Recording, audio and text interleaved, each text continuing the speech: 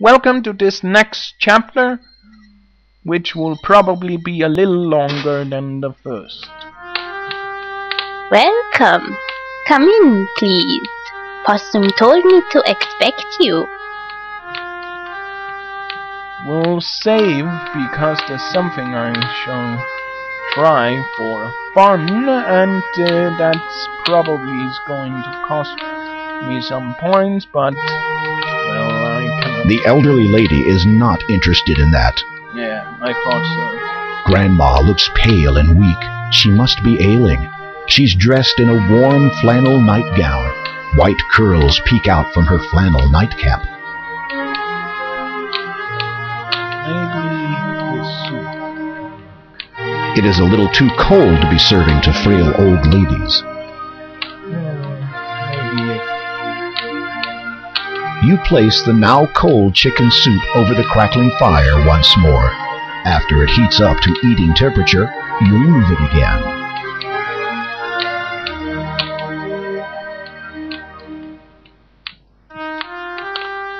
You offer the soup to Possum's grandma, introduce yourself, and wait courteously while the frail elderly lady eats the nourishing meal. When she is finished, she sets the empty bowl down elsewhere and turns her attention towards you. It is a portrait of a young man. He looks somewhat familiar. The painting on the wall looks like an artist's depiction of the Kalima landscape. You wonder who painted this.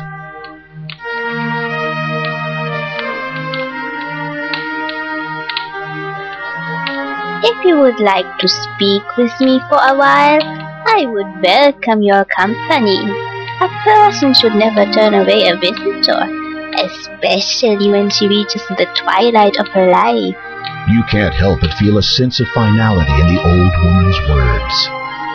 You must have something in return for your kindness. You do not need to risk your safety for an old, worn-out woman like myself. Look under the bed. You should find something to keep you a little warmer on a cold night like this.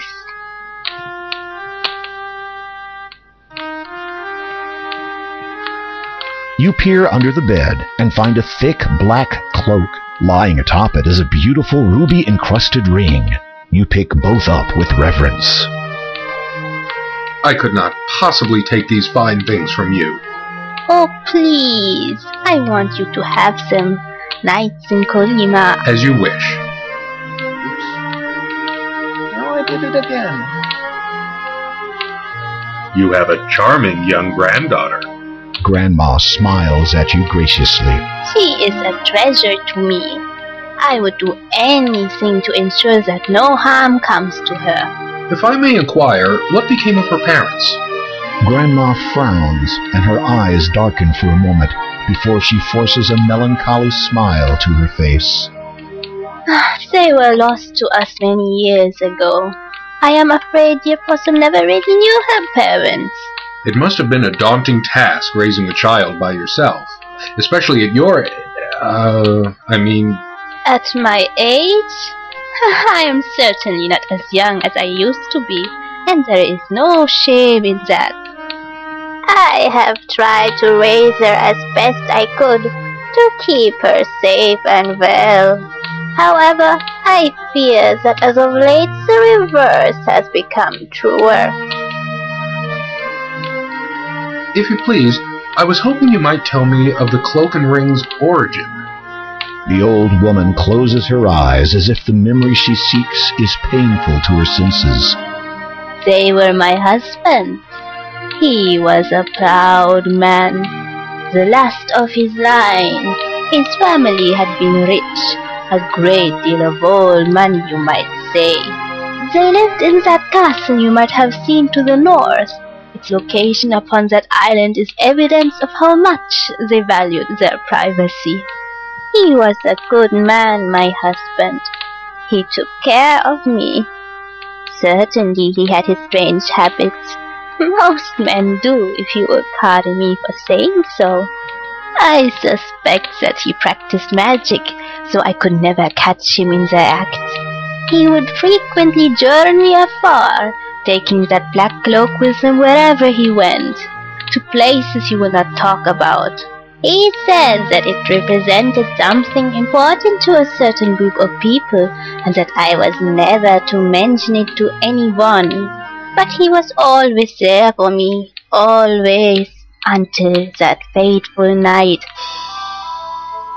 We had been married just over a year, and I was heavy with child.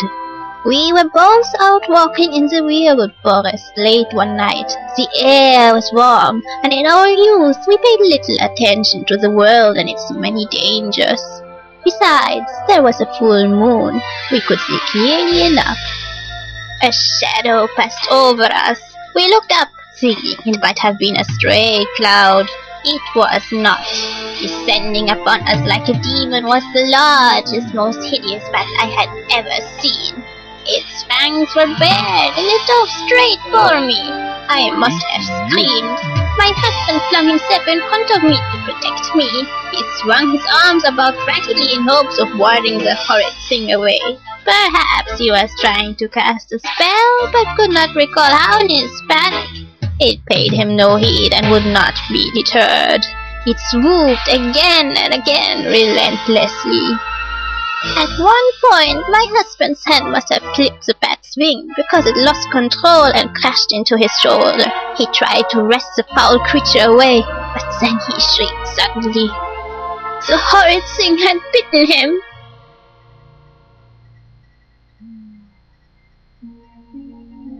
He never did recover from that incident. He just faded with each passing hour. Within 2 days of the attack, my husband had died. We buried him on his family's plantation on the island. Sometimes when I sleep, I can feel him watching over me, guarding me, protecting me. I think he is waiting for my time to come, so we can be together always. The old lady seems to be dozing off. You can barely hear her final words. I miss him so. Telling the story has clearly taken a great deal out of her. You watch the old woman a moment and notice her labored breathing as she sleeps. Despite the little girl's tireless daily efforts, perhaps there's nothing more to be done. The elderly lady has fallen asleep. You have no desire to wake her. Grandma has fallen asleep. The little girl is fast asleep.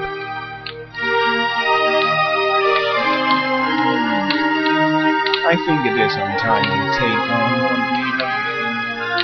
we have granted. You place the silver cross and chain around your neck and wear it as a necklace. And the cloak. Hey, it looks like the one Hagata had in her cave. With a flourish, you fling the black cloak around your neck and fasten it. Tell me, do you? I may think that it has something. You are now wearing the beautiful ruby ring. Well then.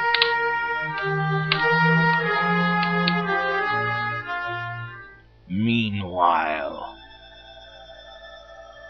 Sister Agatha, my dear, tell me you have good news. The king has arrived in Kalima, father. That is not what I meant. Yes. Well, he appears to be quite resourceful. It seems his reputation was not totally exaggerated. He's still alive? For now. But that will change soon, I think.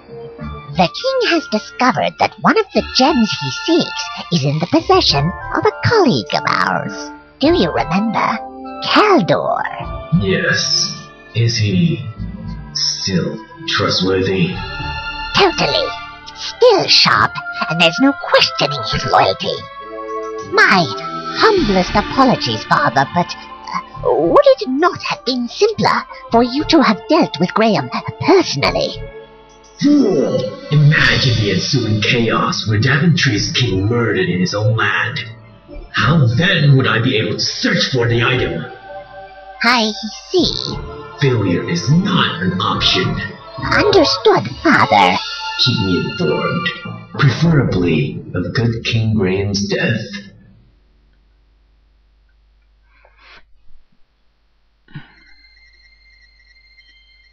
That doesn't sound good. But we are going through the swamp, but